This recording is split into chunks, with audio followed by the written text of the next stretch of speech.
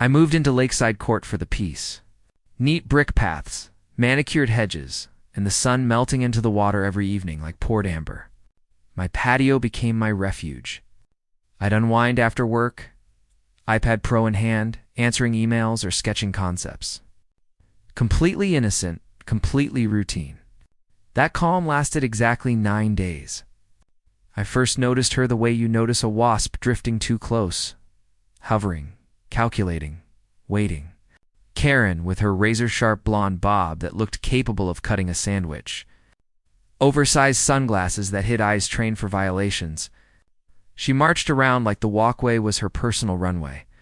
One afternoon, I was checking a delivery update when I heard the distinct tap-tap-tap of her wedge heels. She stopped at my patio border, arms folded, mouth drawn into a flat, judgmental slash. "That device," she said, pointing as if it were a live grenade, "is not permitted to record residents. HOA policy forbids surveillance equipment." I blinked. "It's literally an iPad. Don't get clever with me," she snapped.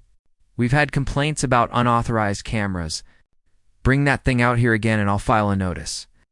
I stared at her, speechless at the absurdity. The breeze shifted the umbrella overhead, and all I could think was, is this actually happening? My calm thinned. "I'm using it for work," I said evenly, though my jaw was tight. "There's no camera aimed anywhere." She leaned closer, her sugary perfume mixing with pure hostility. "The board will determine that. Expect a letter." Then she spun away, marching off like she'd just neutralized a national threat. I sat there, iPad still in hand, heartbeat spiking. My quiet sanctuary had just turned into a combat zone, and from the way she shot a glare over her shoulder, this was only the opening shot. The real trigger wasn't her threat. It was the look in her eyes. She wasn't enforcing rules. She was hunting control, and she believed she'd found a soft target. That night, I sat at my patio table with the iPad's glow lighting the darkness, but I wasn't catching up on emails anymore. I was combing through the HOA bylaws, every tedious, badly formatted page. My leg bounced under the table, irritation sharpening into resolve. There was nothing, absolutely nothing about iPads, tablets, laptops, or personal devices. Nothing about surveillance unless it was installed security cameras aimed at shared areas. Karen had invented it, or worse, decided she was the law. The next morning, I printed the specific sections and highlighted them like a professor gearing up for a lecture. When I stepped outside, Karen was already stalking the courtyard, clipboard gripped like a sheriff's star. She spotted the iPad tucked under my arm and charged toward me, heels puncturing the pavement. "I warned you," she hissed. I lifted the papers calmly.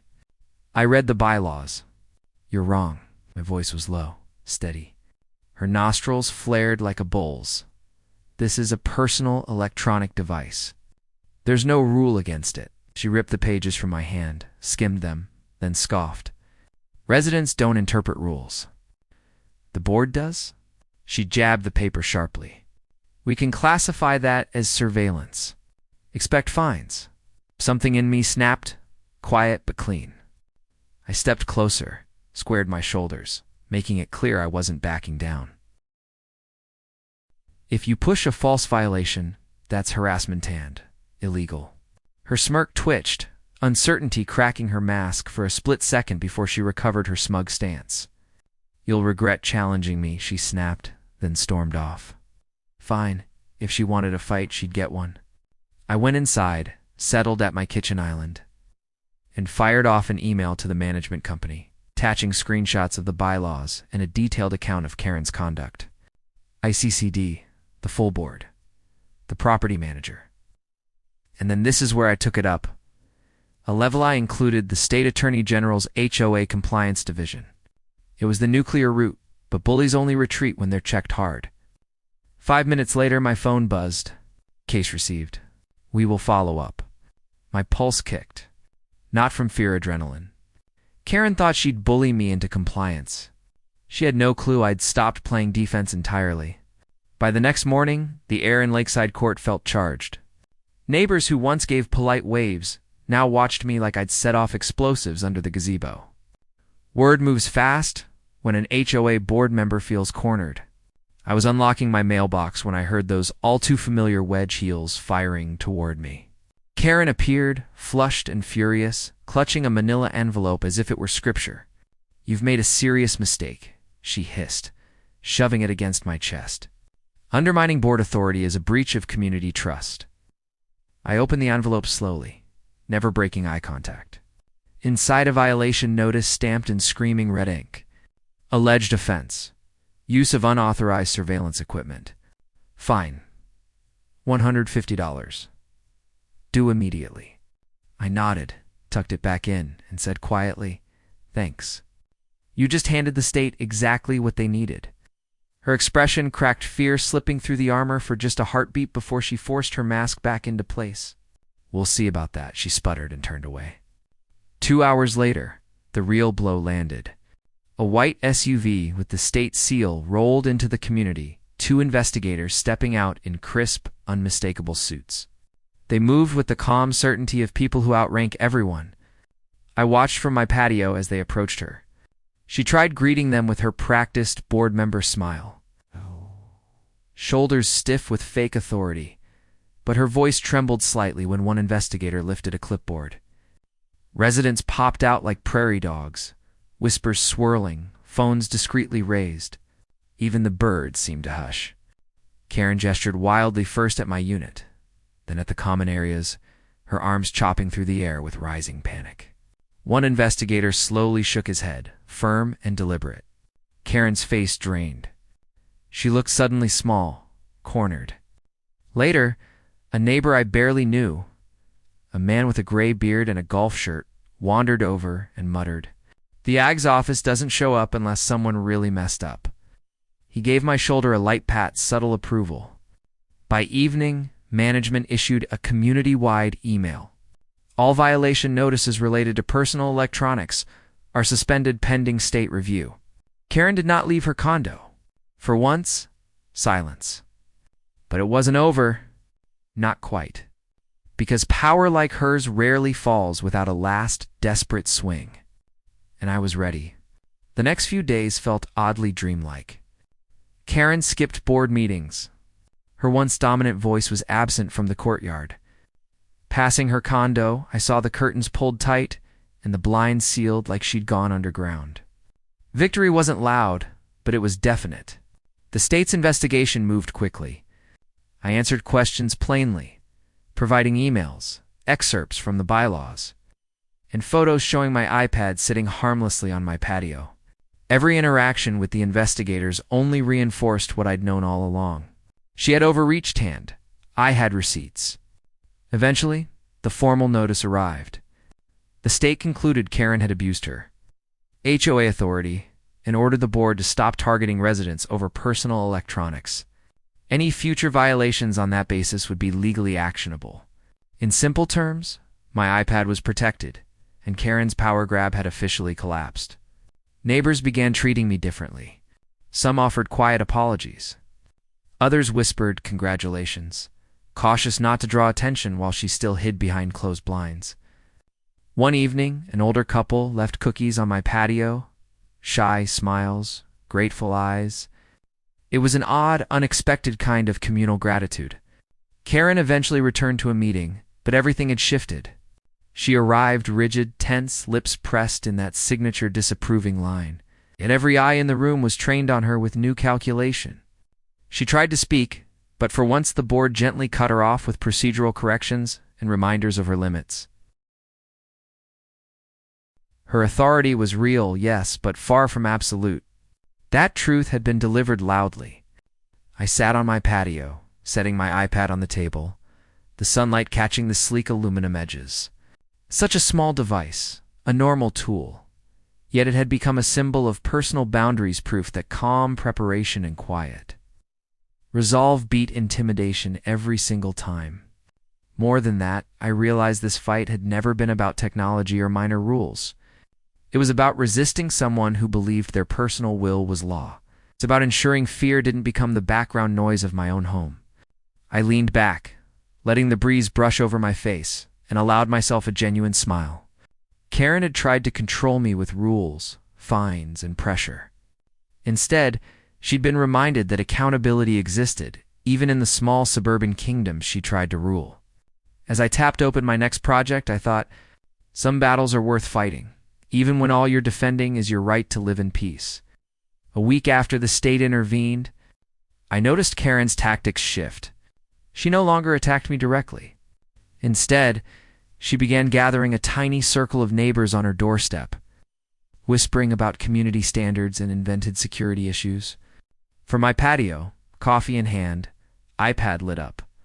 I watched her posture sharp, predatory, chin thrust forward like a soldier awaiting inspection. She smiled, but her eyes stayed cold. That smile always carried danger. One evening, as I took out the trash, I overheard her talking. "If he thinks he can outplay me, we'll see how the board responds to repeated complaints," she said with a rehearsed sigh. "We'll document everything." My jaw tightened. This wasn't petty rule enforcement anymore. This was coordinated harassment to strategy to fabricate a paper trail and pull me through bureaucratic mud until I broke. My adrenaline surged, but I held my breath steady. Acting impulsively would be her victory. So the next day, I approached it like a lawyer preparing for trial. Emails, receipts, timestamps, every interaction cataloged. I even recorded my own iPad usage, mundane, harmless, but now evidence. I created a folder labeled HOA Defense, feeling ridiculous yet strangely empowered. This was no longer about an iPad. It was about preventing anyone from Karen or otherwise from weaponizing authority against me or anyone living here. Karen, unaware of my preparations, continued her rounds, stopping by neighbors' doors, muttering warnings. But when she passed my unit, I stepped out onto the patio, shoulders squared, voice low but deliberate. "Everything's documented. Don't forget that." She froze mid-step, eyes tightening, but she didn't argue. For the first time, I saw a flicker of real doubt cross her face. The armor was cracking. That night I understood I wasn't defending just an iPad. I was defending my home, my sanity, and my right to exist without someone else's crusade dictating my day. And I knew the next confrontation would be decisive. The board meeting was packed, chairs scraping against the tile, a low hum of conversation filling the room like static before a storm. Karen entered first, heels striking the floor sharply, clipboard held to her chest like a shield. She walked with practiced confidence, but her eyes darted, seeking support. Tension radiated from her like heat. I entered moments later, iPad tucked under my arm, my movements slow and deliberate. No rush, no fear. Some neighbors watched with curiosity, others with sympathy, but I didn't look their way. My attention was on the podium where Karen stood like she owned it. The board presidenta, gray-haired woman with glasses perpetually sliding down her nose, called the meeting to order. "We'll begin with the agenda," she said. Karen's name topped the list, her chance to pitch her fabricated security concern. Karen straightened, voice sharp. "We've had multiple complaints regarding unauthorized surveillance, specifically electronic devices used on patios." Her eyes sliced toward me, certain she had the room's attention. "It is my responsibility to maintain our community standards." I placed my folder on the table, letting the papers thud softly but decisively. "If I may," I said, cutting the silence. All eyes shifted. No rules ban personal electronics. I've documented every interaction. Complaints have been exaggerated, and issuing further violations would be harassment. The state has already reviewed this. Gasps rippled across the room. Karen's jaw tightened, a tiny tremor of panic. She forced a stiff smile and inhaled. But before she could speak, the president raised a hand. "We will follow the state directive.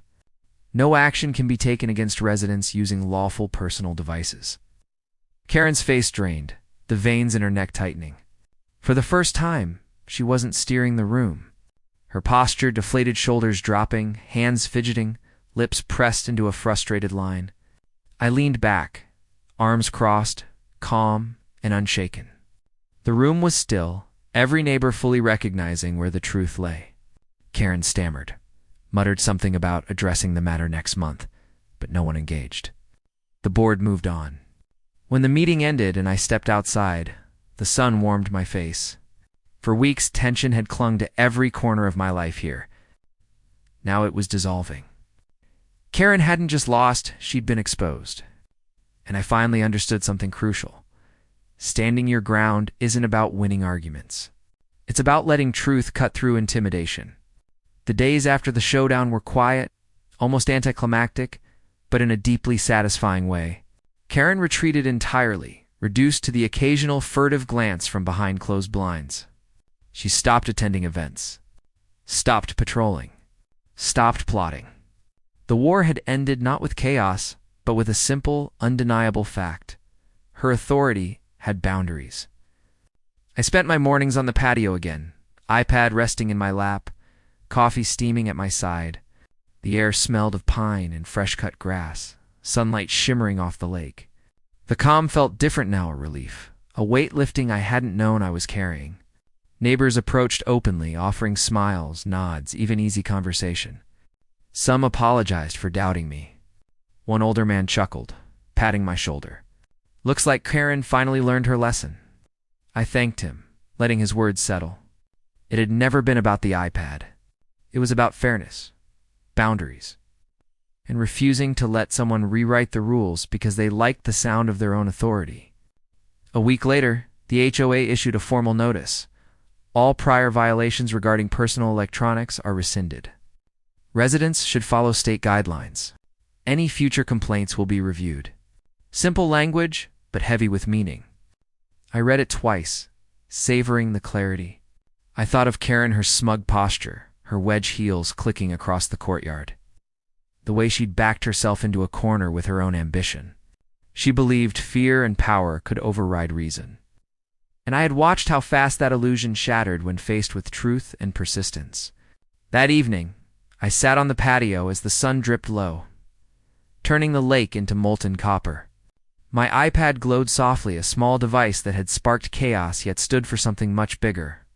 Personal rights, boundaries, the courage to defend them.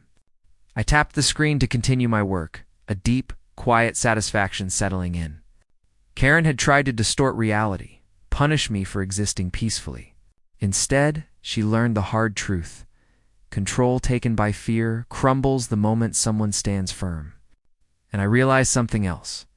Sometimes the smallest battles, like defending an iPad, teach the biggest lessons about courage, integrity, and quiet vindication. The fight was over. The lesson permanent. If this story hit home, tap like, because standing up to bullies starts with one firm no. Subscribe to Karen's Hub for more real-life wins against abuse of power. And tell me, how would you deal with a Karen like this?